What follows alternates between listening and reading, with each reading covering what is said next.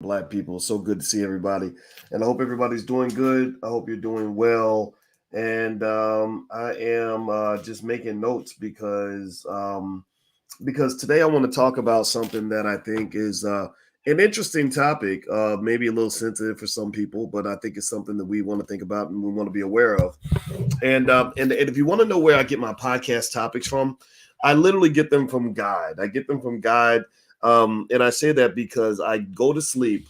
And last night I went and I did something that a 50-year-old man has to be very careful about. And I went and played basketball with our son, who's like 6'7", and our daughter, who's also taller than me. I'm the bonus dad, so they got their biological dad's genetics, but these are my kids, and I love them, and me and their dad work together to give them the best life we possibly can. So we were playing basketball, and I got home and I was sore and I was tired, but I had a lot of fun, and I went to sleep. Right, I went to sleep. I took a shower and I ate some Chinese food my wife bought, and I went to sleep. And while I was sleeping, literally that was like when this topic came to me. And this is how I literally do my podcast every day. I literally go to bed every day not knowing what I'm going to talk about the next day or what's going to happen. And I like it that way because it tells me that it's coming from my soul. It's coming from a higher power. It's coming from my subconscious. It's coming from a metaphysical space. And that's literally how I operate. I think that, us mathematicians and whatnot, my background's in finance and mathematics. Sometimes we think that we can only lean on logic and facts and all this other stuff. And that's important. I think those things are extremely important. Don't get me wrong. But I think with Black people, that melanin you got makes you a little bit special. I think that melanin gives you a little bit of like an antenna to connect to the world. That's where my shout out to my friends like Red Pill, Blue Pill, and others, and Queen Afua, and people like that really help me understand that Black Dot. I love Black Dot. A lot of other folks out here. But anyway, so that's where it's coming from. Do me a favor, shout out what city you're from. I like to see what city you guys are coming from. Hello, Inspirion. How are you? Let's see here. Elijah says, finally caught you live. I met you in Baltimore in 2015. Wow, I remember Baltimore in 2015. I remember Baltimore and I remember 2015. Those was a good year and a good place. I went back to Baltimore this year. They have a great Black Wall Street out there. And I encourage everybody who's interested to take a look at what they got popping out there in Baltimore. Great city, great people. Not everything in Baltimore is copacetic, but the Black folks in Baltimore are really on it, and I have a lot of respect for that. So anyway, give me a yes or no. I'm going to start with today's conversation with a premise. I see Newport News in Cincinnati and Aiken, South Carolina, and Houston. I see all of y'all in Lawrenceville, Georgia, etc. I want to acknowledge that.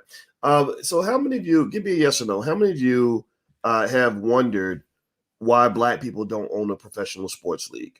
Give me a yes or no. How many of you have ever kind of sat back and said, I wonder why white people own all the important economic assets in this country?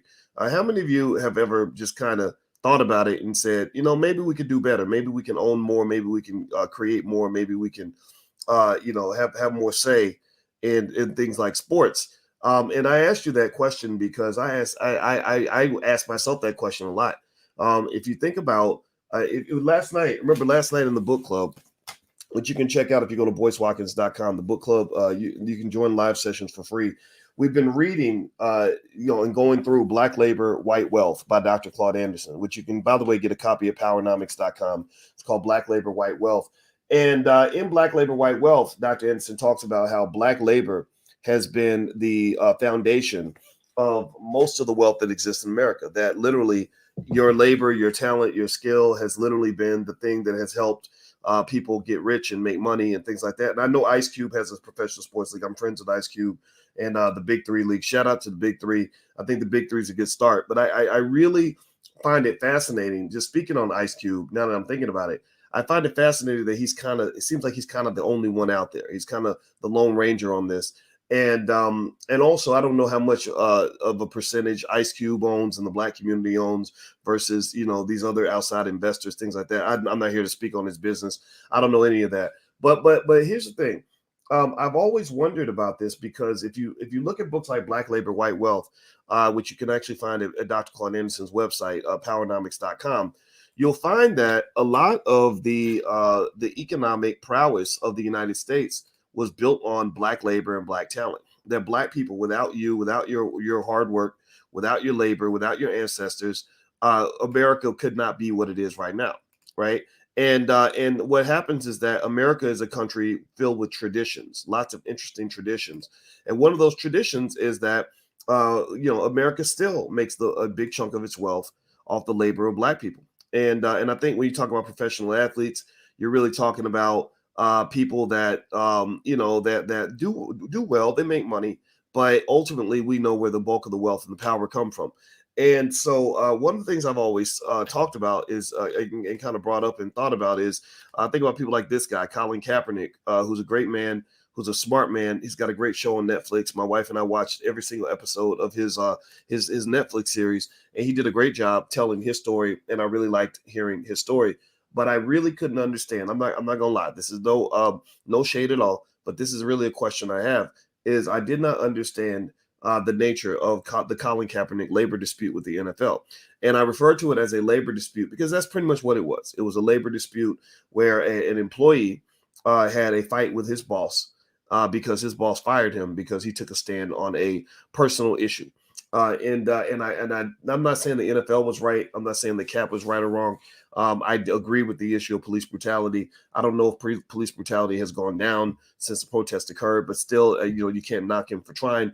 I just really didn't understand why personally I would be expected, just as a fellow human being to want to necessarily be involved in one person's labor dispute, right? When they've signed $100 million contract or whatever, and they want to get their money. That isn't something that really inspired me, to be honest with you. I didn't disagree with Kaepernick. I agree police brutality is an issue. I just kind of felt like, well, maybe there's more. Maybe there's more that can be done. So let me kind of break it down for you like this. One of the things that we were talking about the other day on my Instagram page, and you can follow me on Instagram. Follow me at Financial Juneteenth on Instagram because the Real Boyce Watkins, my big Instagram page, I think I've been shadow banned because when you talk about a lot of Black stuff, they kind of block you and stuff like that. So I haven't been completely banned, but they kind of dim my page, like it's hard to find. So just I have another backup page at Financial Juneteenth, so feel free to follow there. One of the things I was talking to you guys about the other day was how China has been using their economic power to basically colonize Africa. They're going to countries like Uganda and they're saying, hey, you need an airport. And Uganda's like, yeah, we need an airport. And they're like, oh, we'll build you a nice state-of-the-art airport. And we're going to use our engineers. We're going to hire our people to do it. We're not going to teach you how to do it. We're not going to tell you what we did. And we're going to loan you the money to build this airport. And then you're going to be in debt. And if you don't repay the debt, we're going to take your airport. Right. Or we're going to take the airport. Right. Whose airport it is up to you to decide how you want to look at that. And a lot of people were offended by this. And the thing is that, again, because you guys know my doctorate's in finance, I understood the whole game from the jump. I understood the whole hustle from the beginning. The whole hustle basically is that China is using their economic power to secure power around the world. They're using their money to go around and basically do what white folks used to do with guns and swords and or not, well, not swords. Yeah, I guess guns and swords and cannons. And they're pretty much colonizing Africa. Right. And they're doing it right in front of our faces. They're doing it also in Jamaica and other places as well. And should you be concerned? Yeah, you probably should, because effectively, when they give Uganda a big loan so that they can build an airport for Uganda, that's a lot like a student loan. That's a lot like a student loan. How many of you, give me a yes or no, how many of you have felt the extreme pain of having more student loans than you could afford to repay? How many of you have ever felt that pressure of being hit hard by student loans to the point where you can't repay those loans, but you felt like you needed to get them because you needed an education, right? But then you get all that debt and you're like, damn, I don't know what to do now. I'm stuck. Well, what are you stuck doing? Well, you're stuck working on the corporate plantation. You're stuck, committing to capitalism, and not that capitalism is always good and always bad, but that's the situation you're in. You're stuck committed to working on the capitalist corporate plantation because basically you can't afford to quit your job. Right. When I ask people, they say, I hate my job. And I'm like, well, you hate your job. Why don't you quit? Because I can't. that would, if you want to do something and you can't do it, you know what that means. You know what that makes you, right? That makes you a slave. Like that's slavery. Like I want to do this, but I can't, so I got to do that instead. Well, that's slavery. Like somebody's telling you what to do. You don't. You're no longer. You no longer have the inalienable rights of a human being, which is life, liberty, and the pursuit of happiness. Because you can't go pursue happiness because you got to go to work. So you no longer have the freedom to pursue happiness, right? Happiness and freedom and liberty and all these other things, like they're all connected, right? So effectively, you're telling me that you're a slave. How did you become a slave? Well, you went and you borrowed a bunch of money to go to school, and I'm not saying there's anything wrong with that. I did it too, right? And because you felt like you needed a degree, now the debt from the degree has you hemmed up and pinned down to the point where you feel that you can't go do anything else. And also remember, the play isn't just the loan aspect of it all. Loaning money and borrowing money is not necessarily inherently a bad thing, right? The access to capital can be a good thing if it's done the right way. The problem with the student loan, and I'm getting back to Uganda in a minute, which is actually going to get back to the core issue of what we're talking about here. The problem with the student loan is not that they loaned you money to go to school. Like education's wonderful, right? Education's cool. The problem is that they overcharged you, number one, because they said, well, don't worry about it. Just sign here, just sign on the dotted line. I know a young lady who's $40,000 in debt because she was going to one of those for-profit schools. And what they said was, we know you want to get an education. You want to improve your life, right? She's like, right. They're like, okay, so we can help you. You want our help? Yeah, right. Okay, so just sign here and you can go to school for free, right? We'll give you your education for free. But then what they do is they jack up the price, right? They triple the price. And they say, oh, yeah, it'll be $50,000 you'll owe, but don't worry, just sign it. And then by the time you get that great job, you'll pay it all back and it'll be fine. So that's the problem. That's one problem, is the amount that they're charging. Universities started spiking up. As soon as student loans became widely available, universities started spiking up the cost of going to college. That's when the cost of college started shooting up, because they were like, look, just sign the dotted line. And if you put a contract like that in front of an 18-year-old who's been taught that going to college is the only way to success, well, they're going to sign anything. They're like, well, my mama told me I need to go to college, so I'm going to sign this, right? So in economics, what that means is they've taken what would be referred to as an inelastic product, which is something that you have to have no matter what, almost like educational crack. And they've taken something that you need and they charge you an insane price to receive it, so you'll pay any price to get it. The last problem with student loans is what you're actually learning. You're not learning the skills necessary to raise the money to repay the debt. You're not learning how to start businesses in the industry and how to invest and all that. You learn how to be an employee. Employees can't pay student loans because student loans are here. Your wages are here, right? Employees can't repay the amount of they charge you boss money to learn how to be an underling, right? Do you understand what I'm saying? Now, if they charge you boss money to learn how to be a boss, right? Like if somebody teach you how to start a business that's going to make you $1 million a year, then hell yeah, you go borrow 300,000 to make that happen, right? That's a good ROI, good return on investment. But they had you borrowing boss money to learn how to be a peasant, right? So going back to the Uganda airport, that's what I see. The Chinese say, hey, you want an airport? Yeah, we need an airport. You want us to help you build one? Yeah, we'd love your help. You want? Well, how about this? We'll loan you the money to build an airport, but we're going to really be paying ourselves because we're going to use our people and our engineers to get it done, and we're going to charge you whatever price we want. And maybe because you're not looking at the future, you're going to sign on the dotted line because now you get to go back to your people and say you have an airport, right? So now the Uganda airport's built. It's beautiful. It's amazing. But then now you owe all this money to the Chinese government. They also, and then if the Ugandans turn around, I bet you that when they said, hey, can you show us how to maintain and how to build our own airport? I bet you the Chinese government said, don't you worry about that. Don't you worry your pretty little head about taking care of this airport. We got this. We got you. I got you. Right? Like we got our engineers. We'll fly them in from Shanghai, and they're gonna come in and they're gonna take care of everything, and they're gonna, right? Because they don't want you to learn how to actually generate the same type of wealth and power that they have, right? They don't want you to be and equal. They don't want Uganda competing with China. My God, right? They want Uganda dependent on China, right? So ultimately, when you're talking about what's going on with Black people, and you're talking about things like the way we are positioned in this capitalist society, you must pay attention to whether or not somebody is really trying to empower you or somebody's really trying to kind of exploit you. And what I would also say is that if you look again, if you read Dr. Claud Anderson's books, he breaks it all down for you in very good detail. That's why I tell you every child should be reading these books as their first book that they read. You'll probably understand that they're never really here to give you power. White people ain't here to make you equal to white people. They're just not. I'm not saying that they're all terrible. I'm not out here being anti-white. I'm being pro-black, which in many cases, which tells you how anti-black society is. The fact that I'm pro-black makes people think I'm anti-white.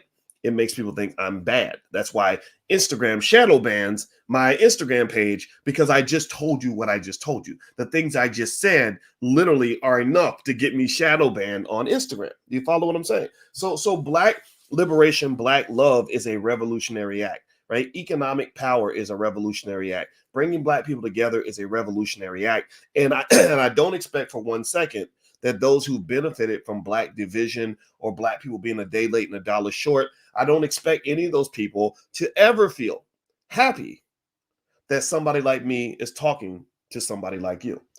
Now, remember, I told you I'm not just the average guy running his mouth on the internet. When I got my PhD in finance, I was the only black man on the planet that year, or woman, black man or woman on the planet to get a doctorate in finance. My understanding of economics is at a level that exceeds 99.9% of anybody you'll ever see on TV. I'm not bragging. It's just true. And I want to make that clear so that you know I'm not just running my mouth. I'm sharing specific information that comes from studying 120 years worth of economic data on stock markets and everything else in between, right? So there's a way this game is played, and you got to learn how to play. If you don't learn how to play it, you're going to keep getting played. All right, so let me do me a favor, hit the thumbs up button, hit the thumbs up, share, subscribe button. And as I mentioned to you guys, since we've been dealing with the Instagram stuff and all that, I want to stay connected via text. So if you could write this number down, you could, if you want to stay connected with me via text the word Boyce to 31996. Text Boyce to 31996. I'll text you sometimes when I go live. I'll text you stocks that I like. Every now and then, every couple of days, I'll throw out some stocks that I found that I want to invest in. You guys know I'm an expert in the stock market.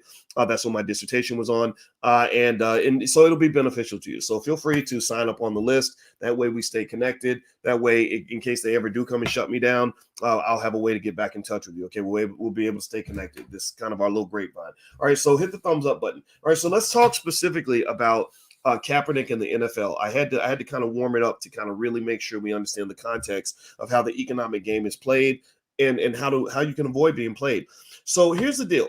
All right, so with Kaepernick, let me just say this. I really like the guy a lot. I think he's really cool. I've carefully, my wife is a therapist. She's an expert in psychology. So we've literally, when we were watching Kaepernick's story, if you remember, his mama and daddy were white, right? So he had white parents that were kind of out of touch with the black experience. And he spent a lot of time trying to figure out, how to sort of position himself as a black man in this world.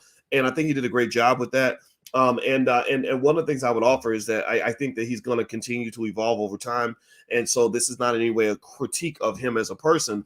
But I think that there's like another level, there's another layer to blackness that I hope that he'll explore.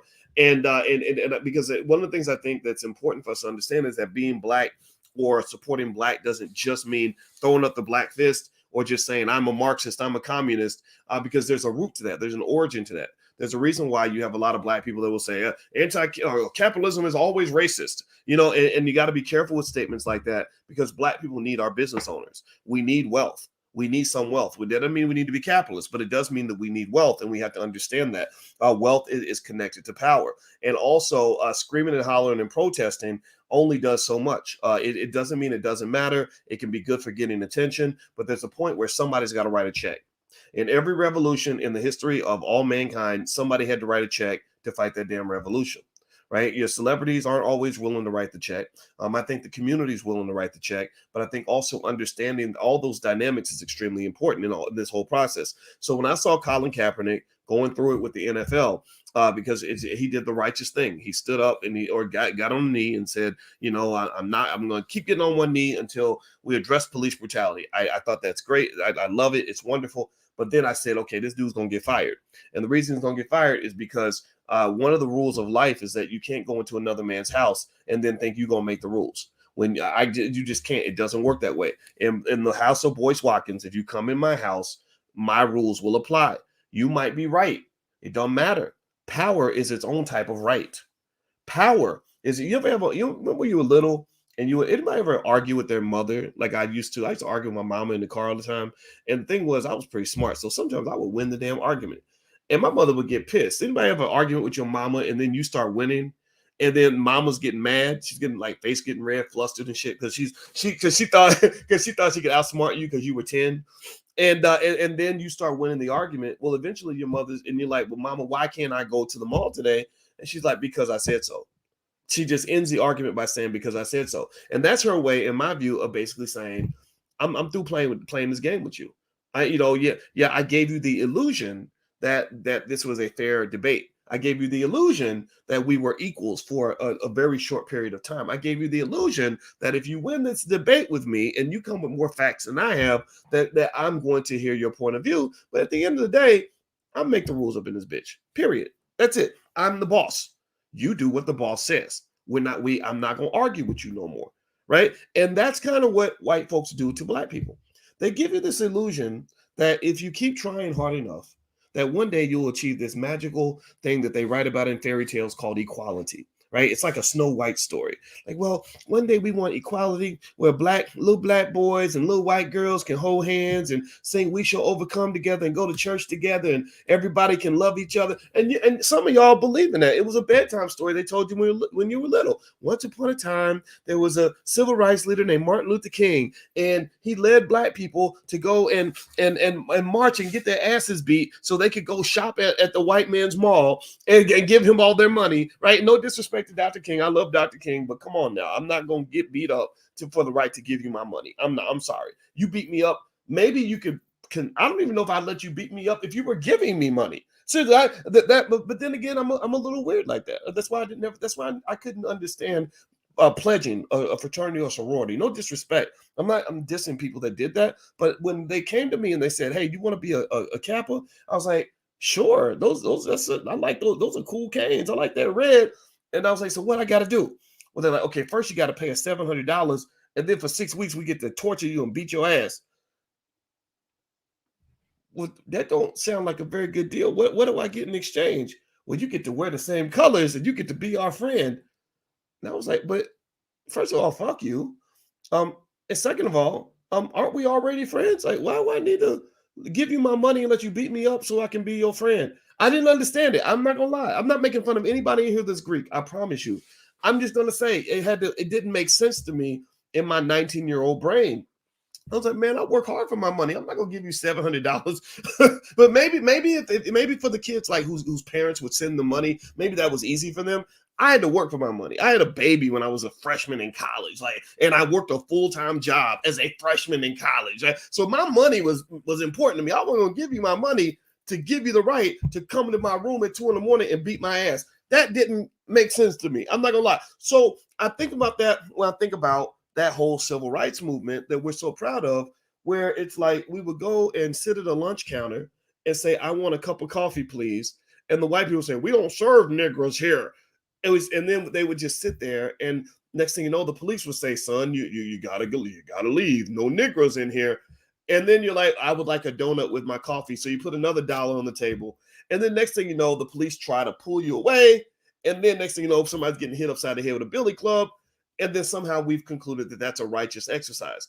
I'm not here to say that that I'm making fun of the people that participated in that exercise. Sometimes when you are given an idea at an early age, you are absolutely committed to the idea that idea is a good idea in the first place. You're committed to this false belief that somehow the way things were done is the right way to get it done. And then when someone presents an alternative perspective, it becomes very offensive, right? But I would say to you, I would dare to challenge you to say that, I would dare for you to show me in what areas has Black economic progress really advanced since the 1960s.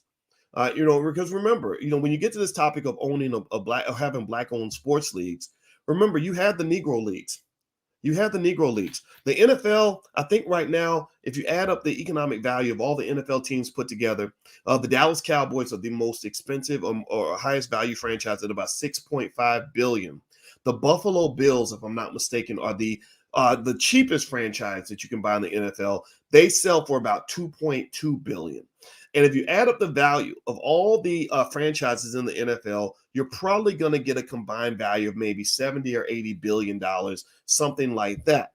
So, my thought would be, if the NFL, a league that was started by people who probably are not as good athletes as you are. Let's just keep it 100. We know there's something magic about black people. I'm sure that's when Kaepernick realized that those weren't his real parents when he grew up with those superpowers he had as a black man, right? Right. So let's just keep it 100. We are dominant athletes in a lot of different areas. So if a league started by people who are not as good athletically as you is now worth a combined total of between 60 and 80 billion dollars, what do you think the Negro leagues would be worth right now if we'd held on to that asset? What do y'all think? What do you think the Negro leagues would be worth if we took all the great athletes in the Negro leagues and kept that league going? Right? So here's what I'm getting at. And Deion Sanders, shout out to Deion Sanders. He's kind of picking up on this. He's kind of doing this with HBCUs. He just did something that should be second nature, but it was surprising to some. He recruited the number one athlete in the country to come play at Jackson State, Travis Hunter. He brought Travis in. And what's interesting is everybody, of course, white folks get mad because they're supposed to get mad, right? Because, you were making money off these great black athletes. And now Deion is going to make money for an HBCU with this athlete. And he's probably going to get more because of it. So, of course, they're going to get mad, right? When the other team loses, they're not going to be happy about it. But then also, what's interesting to me is the fact that we are so backward in our thinking, some of us, that we think it's odd that the top black athlete would want to go to a black-owned school. Like, we're like, whoa, that's amazing. Oh, my goodness. What was he thinking? Why in the world would a black person want to be around black people? Good Lord. You're supposed to be at the University of Kansas. You're supposed to be at Alabama where they had slaves and Nick Saban's making all the money. That's what you're supposed to be. You're supposed to take your black athletes. They're supposed to be working for white folks. They're supposed to be making the Alabama Board of Trustees rich. Why in the world would you want to help black people if you're black? What's wrong with you? Do you understand what I'm getting with this? How crazy that is? It's crazy that we think it's crazy. It's crazy that we're like, oh my God, that is so rare that black people would actually benefit from the talent of black people. That's a little weird. I've never seen that before. My God, that's so revolutionary. Holy crap. Do you understand how unnatural they've made you? How they've had you literally taking something that is abnormal and made it normal? You're supposed to benefit. Do you think the Jewish community gets shocked when a Jewish kid grows up and does something for the Jewish community? Like, do you think that do you think it floors them? Do you think they say, oh, wow, this doesn't make any sense? You should be working for Hitler. You should be working for the Nazis, right? They don't do that. They don't think that way, right? So anyway, do me a favor, hit the thumbs up button, thumbs up, share, subscribe button. I want to remind everybody also, when you're talking about preparing your kids for the future, buy shares of stock for them now. This is how you can get your kids ahead of 90% of the kids that are out there. And if you're interested, we have a Black Business School for Children at blackmillionairesoftomorrow.com, or if you just go to boycewatkins.com, you can actually find it on that page. If you're on Instagram, the link is in the bio. So if you want to give your kids a head start, we designed a whole Black Business School for kids that is designed on things that I taught at Syracuse University when I was on the faculty there. So feel free to go take a look. And there's a money back guarantee if you're not happy for any reason. So feel free to go to boycewatkins.com and take a look if you're interested in that. All right. So here's what I want to show you guys too, that I just think is really, really just a truly fascinating concept. Okay. So let's talk about the NFL for a minute. And I want you to kind of understand the vision and understand why I personally am just like a little bit confused as to why Black people don't you haven't really seen a consortium of celebrities come together and form a Black-owned sports league. I personally will say that one thing about investing that you have to understand is that investing requires vision. investing requires you to be able to see the future before it gets here. Investing is not done very well by a group of people who are reactive. Reactive people are the people who see what's already happened, or they see what's happening now. The investing is typically best done by people who are proactive. And one of the things that Dr. Claud Anderson writes about in Black Labor, White Wealth, which we were reading last night, is he says that you were trained through white supremacist systems to be very reactive. That one of your problems with Black leadership is that it's very reactive. They say, oh, somebody got shot this week. And then the next thing you know, Black leaders rise out of that and you start protesting over the fact that somebody got shot last week. But if somebody shows up and says, let's figure out a plan so that we can make sure this doesn't happen anymore, well, people get bored. They go back to Instagram, they start looking at booty pics and shade room and just doing like ignorant stuff, right? So ultimately, and doing TikTok challenges, right? Like that's not planning is not fun and it's not interesting to some people. But I'm telling you, and people who are the best investors, who make the most money, who have the most wealth, are people who don't live in the present and they don't live in the past. These are people who live in the future.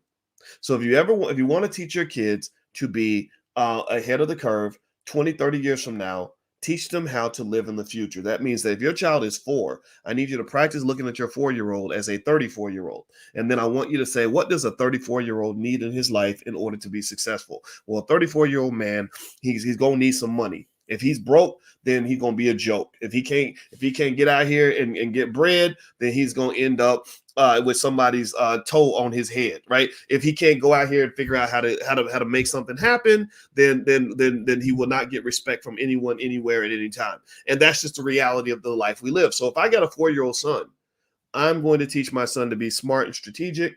I'm going to make sure my son has assets. I'm going to start investing for him. I'm going to start teaching him things when he's young. I'm going to do everything in my power to make sure that he's prepared to be a fully functioning and adequate member of the Black community, right? So ultimately, the same thing is true when you talk about why there's so much money that exists in the NFL. The NFL, I mentioned that the combined total value of the NFL franchises is about, I'm going to guess 60 to $80 billion. The Dallas Cowboys are worth about 6.5 billion, going on down to the Buffalo Bills, which are worth about 2.2 billion. If you look at this list, I'm going to show you guys kind of a quick list of the valuations of many NFL teams.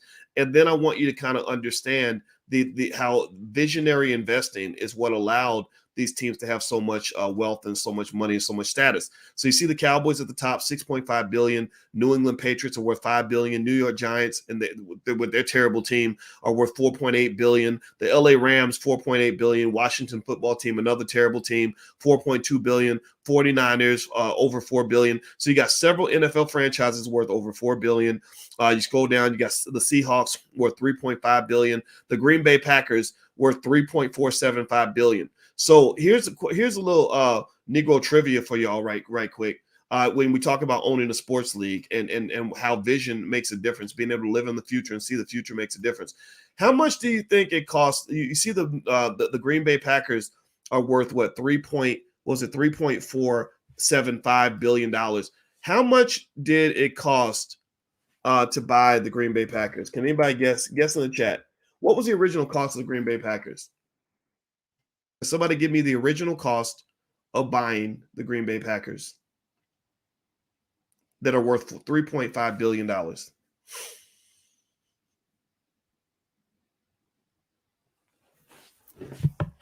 It was $50. It cost $50 to buy the Green Bay Packers. And the Green Bay Packers are now worth $3.5 billion. They bought that shit for $50. In 1919, one generation ago, almost exactly 100 years ago, 102 years ago, not that long ago, 2 generations ago, some of y'all got great-grandparents that were alive in 1919. The Green Bay Packers were purchased for $50, and they're now worth $3.5 billion. Do you understand? You can't even buy these books for $50. This book is about 30. This book's about this is gonna be about another 25. Right there. The cost of these 2 books is what they paid for the Green Bay Packers. $50. And the Packers are now worth $3.5 billion just a couple of generations later. Some of y'all have great grandparents who were alive when the Packers were purchased. They were purchased around the same time that they burned down Black Wall Street. So we know what we were dealing with. We know about the enemy. We know what our ancestors were fighting through. But then again, they're not burning down your Black Wall Street. They're not necessarily stopping you from, investing and saving your money. I don't think anybody, sure, there will be challenges. Don't get me wrong. It's not going to be easy. But at the same time, I don't see anybody even trying. Just because, since when did something being difficult mean you shouldn't try to do it? Right? Since when did having opposition mean you don't fight? Does a football team stop playing offense just because the other team's playing defense? No. You expect the defense. You know that they're going to try to stop you. You know when you pass the ball, they're going to try to intercept it. You know that they're going to try to sack your quarterback. You know that they're going to play dirty. You know that they're going to do everything in their power to try to score on you any chance that they get. You know these things. So why do you act like a little punk every time the white man steps up and says, we don't like that. We don't like what those black people are doing. We want to try to own those assets. And then you start crying. There's no crying in sports. You're not supposed to cry. So crying in competition, you fight back. Let's keep going. Do me a favor, hit the thumbs up button, thumbs up, share, subscribe button. Let's talk a little bit more. All right. So I mentioned to you the values of these NFL franchises. Let me just kind of blow your mind a little bit more. This is for anybody, in terms of how you want to process, the situations with the Kaepernicks and everybody else. And I don't have anything against any of these guys. But I think that when you have celebrities that brag about how many famous people they know, or they say, look at me, I'm taking a picture with Jay-Z, and I was hanging out with Kevin Hart last night, I really would like to encourage those individuals and maybe those who are watching to understand that Instagram flexing doesn't count as real progress. Taking a picture with a famous person or taking a selfie where you wearing your chain, your biggest chain, don't nobody care about that. Come on, man, you 40. Seriously, stop it. It's silly. Or talk about how many famous people or Kanye West. I don't dislike Kanye West. I like Kanye. I talk to him. He's a nice enough guy. But I'm not real interested in hearing you tell me how great you are until show me how great you are. Go and you really flexing. You sitting on first thing. I don't want to even make it sound like I'm being disrespectful, because sometimes it comes out that way because I get frustrated, but it's not really meant to be that way. But first thing Kanye told me when we talked was that he was worth $6 billion, and I'm like, whoop de goddamn dude, I don't give a fuck. Like don't disrespect. I'm not making fun of you. I'm not saying I don't like it. I'm happy for you. I think that's a wonderful thing. But the word "I" is not that important. Like the word "we" is what matters, and my thought is like, okay, come on, like, okay, $6 billion. Wow, that means we could write a check for 100 million and go get some shit done right now. Like seriously, like there's a whole lot of things we can do. I know you got money, I got PhDs, I got all kinds of the smartest people on the planet. We just put some money in their pocket, they'll come to work tomorrow, they'll be ready to go. But no, it's all a game. It's all silly to me. It's like it's kind of immature in a way. In fact, it's one of those things where it's like, I think that sometimes we think that talking about how great we are is literally the same as actually doing something. And a lot of your rappers, unfortunately, I'm not making fun of Kanye on this at all, because I like Kanye. So I'm going to make that 100% clear. This is not a diss. This is not a diss. This is not a diss. But I really kind of just think that we've got to raise the bar a little bit. And it's not just him. It's not just the artists. It's not just the entertainers and the famous people. It's really the community. It's really the community that has to raise the bar in terms of saying, I don't care about that. Like, I don't care. I know you're rich. I know that you're a great, talented artist, but what's next? Show me something. Show me some grown man stuff. Show me something. Show me the Elon Musk in you. Elon Musk built a couple companies, Tesla and SpaceX, that probably employ over 1 million of his people, mostly white people, because Elon Musk is white. So he's probably going to take care of white people first. Show me that's a real flex. Show me the Elon Musk in you, where I can go and point to 300,000 Black people that now have jobs because you built industry around the great things that you've accomplished. That to me is what you call flexing. That is real power. That's what power looks like, people. Some of y'all think power comes out of a man's mouth, and you got a lot of fast talking Negroes out here. Fast talking Negroes. And the reason they do it is because that's what you go for. You go for the flash because you think the flash is the same as the substance. Diddy gets online and Diddy says, hey, y'all, I'm going to go buy the Carolina Panthers, y'all. It gets 10,000 likes. That means job is done. Like there's nothing else to do now because I made my comment. I threw out an illusion and everybody hit the like button. And now I'm going to go back to doing something different. I'm not going to spend the 10,000 hours of hard work necessary to actually make the illusion become a reality, because why would I create the reality when the illusion is just as good, right? So ultimately, when you look at this, right, you look at what these individual people did when it came to the purchase price of many of these NFL franchises, and you compare that to the 1.4 trillion that Black people spend every year on just literally godforsaken bullshit. I think that it is one of those things where we kind of have to have that awakening to say we could probably do more than just simply sit around and complain about what white people won't let us do. White people not letting you own an NFL franchise doesn't mean shit to me. I literally do not care that white people are protecting the assets that were created by white people. And if you are silly enough to believe that your only option is to go through the systems they created, then I feel bad for you. I feel like you weren't really taught the things you needed to be taught as a young person to know how to go above and beyond that. So let me just read some more of this so you can kind of know these things in terms of where these empires come from. You look around and you see that white folks have all the money. Some people think they don't know where it comes from. They're like, why do they have all the money? Oh, it's racism. Yeah, it's racism, but specifically, which parts are due to racism and which parts are due to patience and vision necessary to build economic empires? Who in the world told you that you're supposed to be a billionaire by next Tuesday? Who told you you're supposed to get paid by tomorrow? Who told you that building an economic empire takes about 2 weeks of hard work?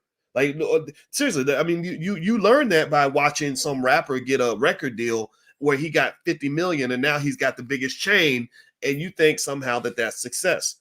You learn that by watching basketball players get $100 million contracts, right out of college, and you're thinking, man, that's lit, yo. That's how you get the money. That ain't how you get no money. That ain't where real money comes from. That's not where billionaires are built. That ain't where wealth comes from. Wealth does not happen on a basketball court. That it doesn't mean that there isn't some money out there. It doesn't mean that they're not doing well. And some of the athletes, shout out to them. Some of them are very smart people. I've met them, very smart guys, not dismissing them at all. But if you really want to talk about what it takes to say, be like Jerry Jones and his family and own the Dallas Cowboys, the $6.5 billion franchise, I don't think Jerry Jones was ever that good at rapping or playing basketball or football or any sport in his life. I would say that if you want to understand where those empires come from, you got to go back and read the instruction manual and really look at the architecture that led to the ownership of a franchise that big. Sure, right? White privilege plays a big part in this, without a doubt, But every white man ain't sitting on a $6 billion franchise like a Jerry Jones. Every white man is not, on $300 billion like Elon Musk. There's a blueprint to this. And if all you can do, if every time you think about it, if all you do is you get stopped at the whole, well, they're white and I'm black, that means I can't do it and they can, then you're going to miss 99% of the conversation. There's a whole lot after you finish acknowledging that white men have privilege that black people don't. There's another 10,000 things to be discussed that go beyond simply saying, well, he's white and that's why I can't do it. The conversation cannot just end with, well, you're white and I'm black and that's it. No, it has to go into, what can I do? What can I accomplish as a black man that will allow me to at least get a piece of this wealth in this country? A.G. Gaston, anybody think about it like this. When our kids are going to school, this is why you got to take your kids out of these public schools, or at least make sure you supplement their education, because the public schools are ruining your kids. They're teaching them to be white supremacists. It's an indoctrination process. It's not education. It's indoctrination. But anyway, when your kids go to public school, They're learning like all their proper pronouns to use. They're learning that Billy can be a boy on Tuesday and a girl, the following Tuesday if he decides to identify as a girl. They're learning that George Washington and Abraham Lincoln were these wonderful men who freed the slaves and gave black people all these wonderful opportunities. They're learning all about European history. They're learning all these things. And then when they get to black people, they learn a little bit about the civil rights movement and maybe, we used to be slaves, but now things are better, right? They learn silly things, right? But how many of your kids go to school and learn about A.G. Gaston? How many of your kids how many of y'all know? How many of y'all know? Give me a yes or no in the chat. Let's be honest. Moment of honesty. How many of y'all know who A.G. Gaston is? Can anybody tell me who A.G. Gaston is? Yes or no? Do you know who A.G. Gaston is? A.G. Gaston was a black man who in the 1930s and 1940s was able to amass tens of millions of dollars in wealth. Tens of millions of dollars in wealth in the middle of like super Jim Crow, deep South Jim Crow. Some shit y'all can't even imagine in terms of how bad the racism was. A.G. Gaston was very, very wealthy. And he created businesses and companies and employed his people. A.G. Gaston could not throw a football. He could not dribble a basketball. He didn't go out and bust a rap or sing a song. He wasn't twerking for nobody. But he learned how to build wealth. He learned how to build economic opportunities and real power for his people. When Dr. King would get locked up, they would call A.G. Gaston, who could write a check to bail everybody out. Because I told you the revolution needs somebody to write checks. So so I humbly submit to Colin Kaepernick, bro, look, when you're talking about like you hate capitalism and you're a pure Marxist, I understand, I get it. Marxism has a lot of great critiques of capitalism. I've read the ideas of Karl Marx extensively, and I don't disagree with a lot of it. I think a lot of those ideas are good. But at the end of the day, somebody's got to be a grown-ass man to write a check. If you don't have somebody in the room that can write a check for the revolution is going to fail. You cannot have a revolution if somebody ain't ready to write the check, because all the revolutionaries going to have to go to work for the capitalists on Monday so they can only protest on the weekends because they got to go to work on Monday because they got to go pay the bills. Because when baby need a new pair of shoes, he don't want to hear that he got to go to school barefoot because you was out fighting the power, trying to be a Marxist. He ain't trying to hear that. Somebody's got to write a check, and Colin gets it. Colin Kaepernick gets it. That's where that multi-million-dollar deal with Nike comes from. God bless him for that multi-million-dollar book deal. So as much as we might say capitalism's evil and bad, come on now. That Nike is a capitalist organization, Colin. Nike's a little capitalist. But see, here's the thing though. And I went to visit the Nike campus. I mentioned this to you guys yesterday. I went to visit the Nike campus because I got invited up to visit by Larry Miller, who was the CEO of the Jordan brand, who's a great guy. He literally brought the Jordan brand from a few $100 million a year to over $2 or $3 billion a year in global revenue. And he's a great guy, and I love him. And I sat with him. Me and my wife Alicia sat with him for hours, and we were talking, and we they gave us a great tour of the Nike campus, which is a beautiful place. And we're walking through the Nike campus, and while we're there, it was like they had the whole story of where Nike came from.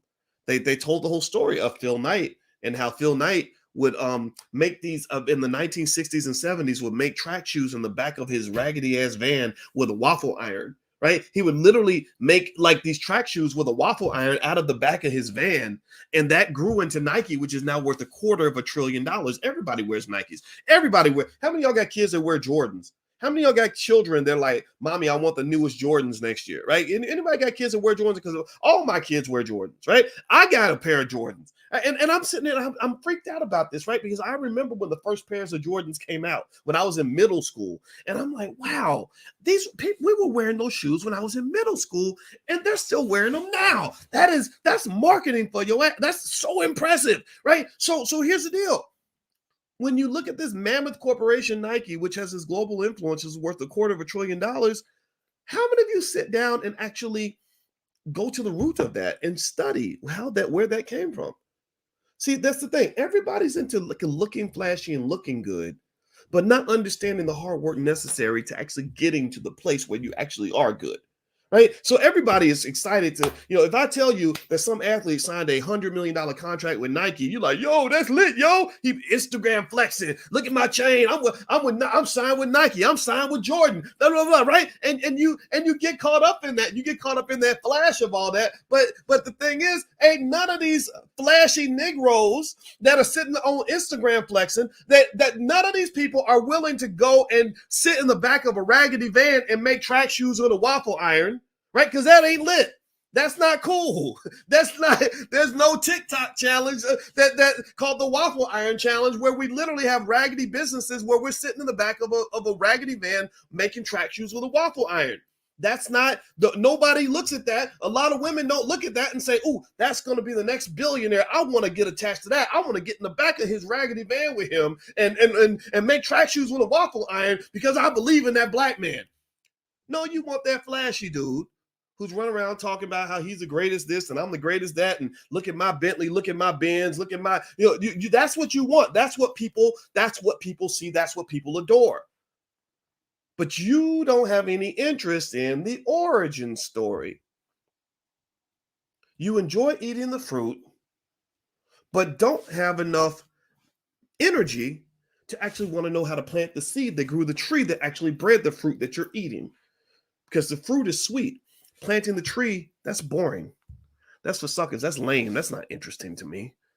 I want to see the Negro with 10 million Instagram followers who's talking about his baby's mamas while he's smoking weed and showing how big his new chain is and how much money he just spent at the Gucci store. That's your problem. Part of your problem is culture. You're not, I mean, the people you honor might not be the same people I honor. Seriously, I'm just going to be honest with you. You honor the flashy rappers. Rick Ross. Look at Rick Ross. Rick Ross is the man. I don't care about that. None of that matters to me. It just doesn't. It just doesn't. Because you know who I'm really honoring? I'm honoring that dude who's sitting there with that raggedy ass business, who's hustling like there is no tomorrow, who's treating his $10 a month entity like it's the next Fortune 500 company. That's the guy I'm looking at. That's the guy where I'm saying, okay, keep hustling like that. One day you're going to be bigger than all these people and you're going to own it. It's going to be yours. You're not going to get it through a record deal. You're not going to get it through an NBA contract. You're not going to get it because you went and kissed a white man's ass. You're going to get it because you had a vision and you invested in that vision and you took that raggedy ass shit that you're loving like the ugly baby in the nursery, right? You're the parent of the ugliest baby in the nursery, but you loving that baby like that baby is special and that baby's going to grow up one day and pay you tremendous dividends that these Negroes will never ever understand. So investors, wealthy people, the billionaires and multimillionaires and wealthy, powerful people, the people that run the trillion-dollar companies are the people that had the vision. They were the people who saw something beautiful when everybody else saw something raggedy. It was the people that saw greatness when everybody else saw struggle. It was the people that were willing to put out the discipline necessary to plant a seed and water that little seed every day and make it grow. And that has to be instilled in your culture. That's the difference, in my view, between people in the B1 space versus the rest of the world. The rest of the world is into the flashy. They will always celebrate the guy who got the $100 million deal with the NBA team more than they celebrate the guy who said, I started a sports league and I'm dedicating 80 hours a week to making this thing go. They don't celebrate that. But here's what you got to understand. That's where the NFL comes from. Do you think that the founders of the NFL were the littest, richest, most elite people in the white community? Do you think that the people who bought the Green Bay Packers for $50? Do you think that they were rolling in dough? Do you think they was the 1920s equivalent of Instagram flexing? No, they were the people that put their head down and said, okay, if we work hard at this, maybe we can build something. Maybe it'll be something one day. So now the Green Bay Packers are worth $3.5 billion. Let's talk about some other teams that are out here. Do me a favor, hit the thumbs up button, thumbs up, share, subscribe button. And also feel free to go to boycewatkins.com if you'd like to take a look at some of the stuff that we have. I have a new book coming out in March called The 10 Commandments of Black Economic Power. And I just want to mention it to you guys. And I'll at some point, maybe in February, those of you that subscribe, I can give you access to advanced copies if that's of interest to you. All right, so let me read. Let's see. The Arizona Cardinals were purchased for the princely sum of about $50,000 in 1932 They are currently worth, what are the Arizona Cardinals worth? The Arizona Cardinals are currently worth $2.6 billion. So they were purchased for $50,000. Let's see. Let's find another team. The Buffalo Bills were bought. The last time the Bills were sold, they were purchased for $25,000. The Bills are now worth about $2.2 billion. The Chicago Bears were purchased for $100. The Bears right now are worth, let me see, are worth $4 billion. So the Bears were bought for $100. They're now worth $4 billion. Let's see. Let's keep going. Let's find a couple more. Let's see. The Kansas City Chiefs, Patrick Mahomes' team, were bought in 1960. The last time they were sold for $25,000. And I think the Chiefs, I imagine the Chiefs are worth quite a bit. They're a pretty good team anyway. The Chiefs are now worth $2.9 billion. Let me do a couple. This is really actually quite interesting. The New York Giants were purchased for $500, and the Giants are now worth about $4.8 billion. They're the third most valuable franchise in the NFL. So that's where wealth comes from, people. Wealth does not grow overnight. The billionaires that have all the power, the people that were telling Colin Kaepernick either stand your ass up and play, or get your ass out of here. The people that had that power, they had that power because the power was transferred to them by their parents and grandparents who planted a seed in the past, right? So my point is to say that in order for your children and grandchildren to have that level of power, you got to be the ones to plant that seed. If you plant that seed for them, then a couple generations from now, they'll have that power that Kaepernick can only dream of at this point. But that also requires, I think, when you talk about things like sports, things that Black people are extremely good at, we have to be the owners of a sports league. And it's not going to be pretty. It's going to be a little raggedy. It's not going to make NFL money. It's going to be like the little ugly baby. But in my view, between the access to capital that these celebrities have, the access to platforms that they have, my God, if you got 10 friends that all have 10 million Instagram followers, you instantly have worldwide distribution on your content. So you don't need CBS, NBC, and ABC. You only need people that know how to monetize an audience. That's what you need. I know people that can help you do that. And I would help you for free. I don't even need your money. I already have enough assets. I don't need more. I would totally help them for free. So long story short, one of the things I'll mention quickly as well is that you have a lot of greatness in your community that has been dwarfed by ignorance. And again, it's not your fault. It's because white supremacy's objective is to make sure that the most ignorant of us are marketed the most heavily, and the greatness of us is actually dimmed and muted. You're gonna have to teach yourself about this. Well, what you should probably research is that there is a lot of y'all may not know this, but about 80 to 100 years ago, and this was actually revealed to me by Anthony Martin and Michelle Martin, who run the Urban Youth Racing School out of Philadelphia.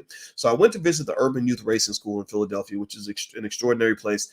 And they told me that Black people used to actually own our own NASCAR, basically, that we had a league that was just like NASCAR. They had thousands and thousands of fans. They would fill up entire stadiums. They had race car drivers that would go on, national tours.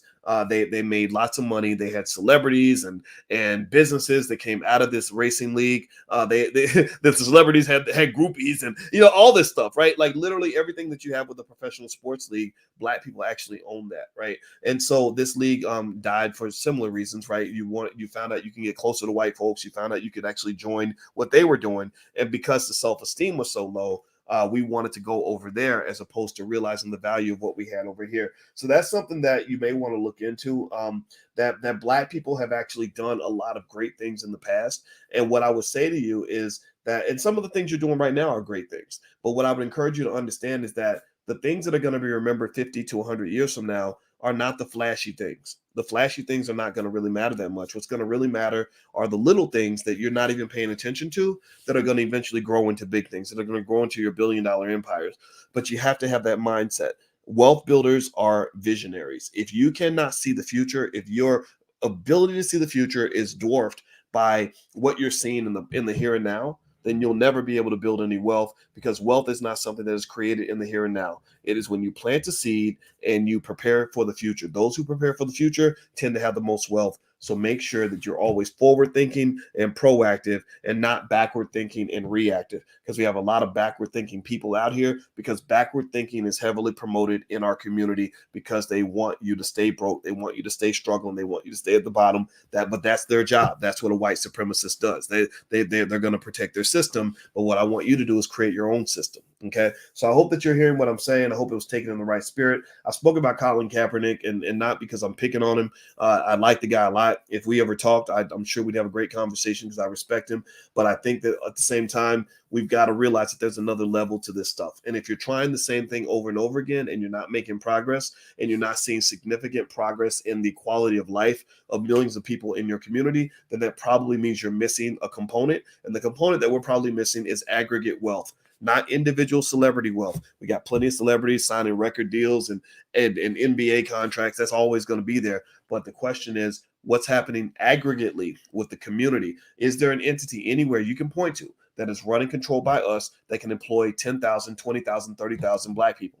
Right? Seriously, that's what you're looking for. You're looking for that Elon Musk move, not these flashy celebrity Instagram flexes. Nobody cares about that. Grown-ass men don't care about how many chains and Gucci belts you show me on Instagram. That means nothing to me. I want to know how your kid's doing. I want to know how your family's doing. I want to know how your community's doing. I want to know if I can go to your hood. How come I've been watching your videos for 10 years and every video you in the hood and everybody broke in the hood? People, if you're doing so well and you've done so much and you've accomplished so much, it seems to me that your hood wouldn't be a hood anymore. It would be a nice place. There'd be nice businesses. There'd be some Black gentrification going on where you would own some assets where people actually have thousands of jobs that are available to them. Well, why is the hood still looking raggedy like the hood? Well, it's because, you get in this hero worship. You have one shiny Negro sitting out, standing on a pile of dust, right, ruling over the ashes, and you somehow think that's lit. You like that because you like rapping about the trap and how great the trap is, and how you want to keep the trap as the trap. You want to be, as Frida D says, which is a great term, you want to be a slumlord.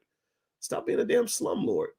Why are you ruling over the ashes? There's no power in that. There's power in there's power in people. There's power in seeing the people elevate because you exist. That's what it is. And I think this is where a guy like me, that's where a guy like Kaepernick and I could definitely see eye to eye. He talks about the people all the time. I talk about the people all the time. Well, if we're going to talk about the people, let's talk about what the people really need. And let's see how we can do that. Well, I would say one way to start, if you are an athlete or entertainer or anything, is Black ownership must literally be the number one priority for everybody in our community for the next 100 years. If Black ownership is literally the number one value system, not getting good jobs, not making a lot of money, not being lit on Instagram, but if ownership and job creation is the number one priority, then you will eventually emerge as the victor. But if you don't know how to think that way, if you don't have the people that are willing to do what the Nike founder did and sit back in the back of a raggedy van and make track shoes with a waffle iron, if you don't have that kind of hustle in your community, then you'll never build the $1 trillion empire. It just won't happen. It don't happen. Flashy Negroes don't really become the powerful people. They just look powerful. They just sound powerful. You got to learn how to see through that. I talk to my daughters about that all the time, about how to look through the flashy Negroes. Never ever think that a man's doing well just because he shows you how much money he's wasted and how many consumer items he's buying. That's not power. Power comes from intelligence. Power comes from having a plan. Power comes from ownership. Power comes from investing. And that's real power. So anyway, I'm going to go, guys. That's my 2 cents. I hope that it was taken in the spirit it was intended. I believe in us, and this is what led me to have this conversation. God told me to do it, so I'm not going to not listen to God when it comes to talking to y'all. It just literally came to me last night, and that's what I wanted to discuss. All right, guys, just a quick warning. I've heard that some people come into my chat sometimes, and they pretend to be me, and they invite you to join like a WhatsApp group or they DM you and all that. That ain't me. I'm not I don't get out and DM nobody. I'm too busy. I'm not inviting you to a WhatsApp group. So if you see that, then please report that person, because some of these people are scammers from other countries and they're getting actual money out of people. So I want you to be safe. So if you see any of that activity occurring, please report that person. Also, if everybody could give me a yes in the chat, if you could just take this video and share it maybe on your social media, that would really help us a lot. So if you could agree to do that for us, I would appreciate that very much. So feel free to go to boycewatkins.com. There's a lot of good stuff up there. If you're on Instagram, hit the link in the bio, and I'll be back again soon. God bless you guys. Take care, and I hope you have a wonderful day. I'll talk to you soon. Peace.